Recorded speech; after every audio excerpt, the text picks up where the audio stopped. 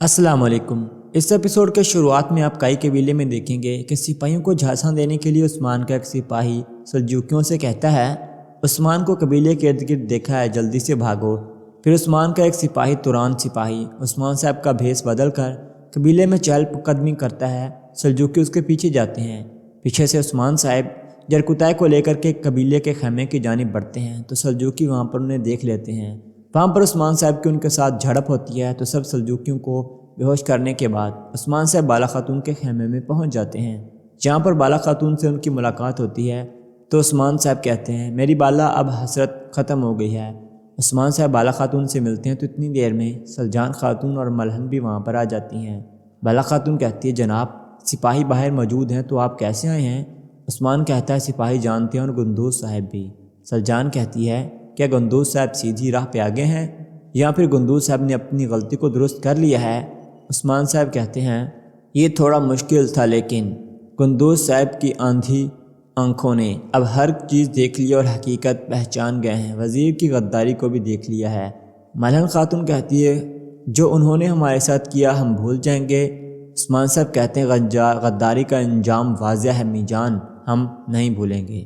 اتنی دیر میں گندوز صاحب اپنے خیمے میں ہوتی ہیں اور اپنے آپ سے پوچھ رہے ہوتے ہیں اگلی زندگی میں اپنے بابا ارطغرل غازی کو کیسے شکل دکھاؤ گے گندوز صاحب؟ آپ اپنے آپ کو کیسے معاف کریں گے آپ نے جو غلطیاں کی ہیں؟ اتنی دیر میں سرداران اندر آتے ہیں تو گندوز صاحب انہیں کہتے ہیں میں نے آپ سب کو اس لیے بلایا ہے کیونکہ اب کئی قبیلے کا حقیقی سردار آنے والا ہے، یہ پوسٹ میں اس کو دینے والا ہوں جو اس کا حقیقی سردار ہے۔ اتنی دیر میں عثمان صاحب اندر آتے تو سب سردار حیران ہوتے ہیں، عثمان کو دیکھ کر سب سردار پریشان ہوتے ہیں۔ عثمان صاحب کہتے ہیں اب وقت آ گیا کہ ہم اپنی ہر چیز کو دوبارہ حاصل کر لیں، اب ہم اپنی فتح کو بھی حاصل کریں گے، جنہوں نے ہمارے ساتھ یہ کیا انہیں اب اپنا حساب کتاب چکانا پڑے گا۔ عثمان صاحب کہتے ہیں سب سے پہلے آپ کو محتاط رہنا چاہیے کہ کون غفلت کرے گا اور کون نہیں، اگر آپ کی اطاعت میں دیر ہوتی ہے تو یہ اچھی بات نہیں، آپ کو اپنی غلطیوں کو سنبھالنا ہوگا۔ سب سردار عثمان کو دیکھ کر کے بے حد خوش ہوتے ہیں اور پھر عثمان صاحب کہتے ہیں جنہوں نے بھی گندوز صاحب کو سردار بنایا ان سے ہم اس چیز کا حساب کتاب پورا لیں گے۔ عثمان سرداری کی سیٹ پر بیٹھ جاتا ہے۔ سلجوکی سپاہی بران سے کہتے ہیں ہم گندوز صاحب کو بتائیں گے ہمیں عثمان نہیں دکھا۔ بران کہتا ہے میں بتا دوں گا۔ سلجوکی کہتا ہے مجھے روکو نہیں، یا پھر عثمان صاحب خیمے میں تو نہیں ہے؟ اتنی دیر میں بران اور اس سلجوکی کی لڑائی ہو جاتی ہے، پیچھے سے جرکتائے بھی آ جاتا ہے اور ان سلجوکیوں کو بھی وہیں پر بے ہوش کر دیتے ہیں۔ سب سرداروں کے جانے کے بعد عثمان صاحب گندوز سے کہتے ہیں بھائی اب بتائیں گہاتوں نے آپ سے کیا کہا؟ گندوز کہتا ہے اس نے مجھ سے سپاہیوں کا پوچھا تو میں نے کہا کہ وہ قبیلے میں ہیں۔ عثمان صاحب کہتے ہیں کیا بس یہی پوچھا؟ گندوز کہتا ہے اس نے تمہارے بارے میں بھی پوچھا عثمان، میں نے انکار کر دیا اور کہا کہ مجھے عثمان کے ٹھکانے کا پتہ نہیں۔ گہاتوں نے مجھے کہا کہ جاؤ اور عثمان کے ٹھکانے کا پتہ کرو۔ عثمان صاحب کہتے ہیں آپ نے جو بھی میرے ساتھ کیا بھائی میں وہ آپ کو معاف کرتا ہوں، لیکن آپ نے جو میری ریاست کے خلاف کیا اور قبیلے کے خلاف میں اس کو کبھی نہیں بولوں گا۔ گندوز کہتا ہے میں نے جو غفلت کی ہے میں اسے کبھی نہیں بھلا سکوں گا۔ عثمان صاحب کہتے ہیں مت بھلائیے گا، جس دن آپ بھلا دیں تو پھر قبیلے میں واپس مت آئیے گا۔ اس کے بعد سوغت میں آپ دیکھیں گے کنکور صاحب ایک سردار ہوتے ہیں جو کہ وزیر عالم شاہ سے ملنے کے لیے آتے ہیں۔ عالم شاہ انہیں خوش آمدید کہتا ہے۔ پھر کنکور صاحب کہتے ہیں یہاں پر ہر کوئی جنگ میں اتر رہا ہے، ہر طرف افراتفری مچی ہوئی ہے، آخر اس سب کی وجہ کیا ہے؟ عالم شاہ کہتا ہے گہاتو، اس سب کی وجہ ہے وہ اس سرزمین پر سرداری حاصل کرنا چاہتا ہے کہ ہر کسی کو مار دے اور ہر کسی کو اپنے انڈر کر لے، وہ اس سرزمین پر طوفان بن کر آنے والا ہے۔ اس کے بعد کنکور صاحب کہتے ہیں میرے پاس ایک چیز ہے، اس کے لیے گہاتو کے قتل کی ذمہ داری میری ہے، میں اپنے بھائی کو سلطان بنانا چاہتا ہوں، میں گہاتو کی ہڈیوں سے اپنے بھائی کے لیے تخت بناؤں گا۔ وزیر عالم شاہ کہتا ہے جب سرداری گہاتوں سے چھٹکارا پائیں گے تو تمام سردار میرے سرداری کی بیعت کر لیں گے، جو گہاتوں کو مارے گا وہی بنے گا یہاں کا سلطان۔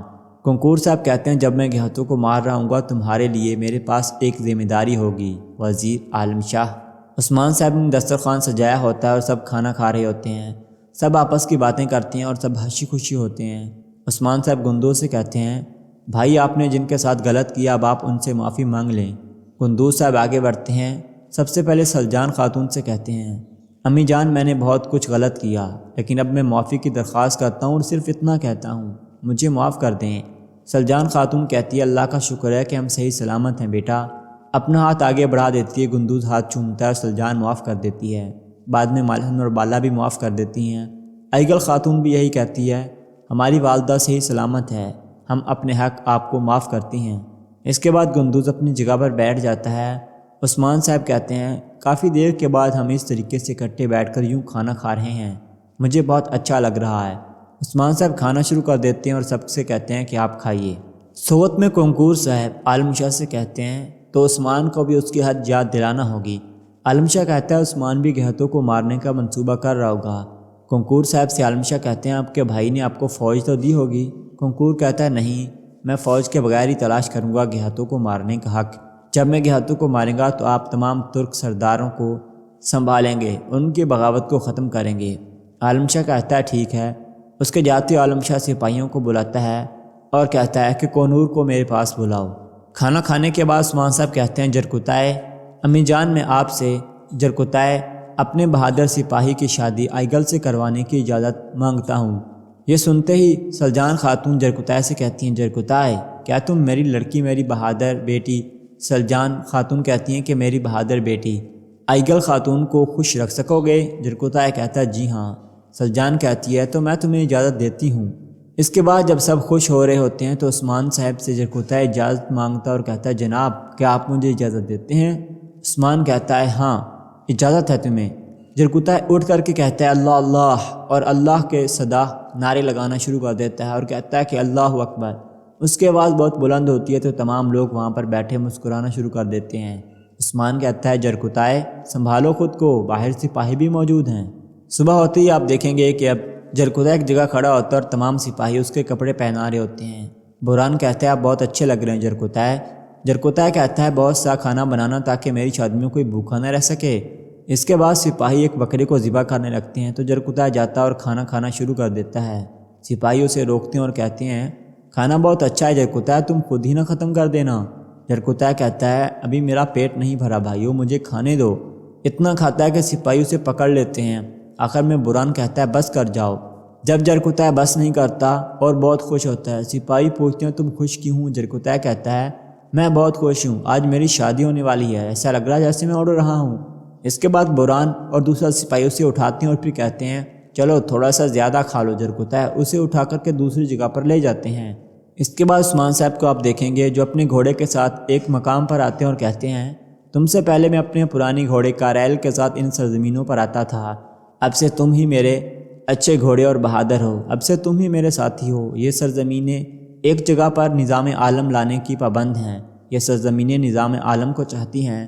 ہم یہاں پر اللہ کے 99 ناموں کو پوری دنیا میں پھیلا دیں گے۔ اللہ میری مدد کر اور مجھے اس مقصد میں کامیاب کر تاکہ میں پوری دنیا پہ اسلام کا پرچم پھیلا سکوں۔ دوستو آج کی ایپیسوڈ یہیں پر ختم ہوتی ہے۔ نیکسٹ ایپیسوڈ میں آپ سے ملاقات ہوگی، اپنا خیال رکھیں، اللہ حافظ۔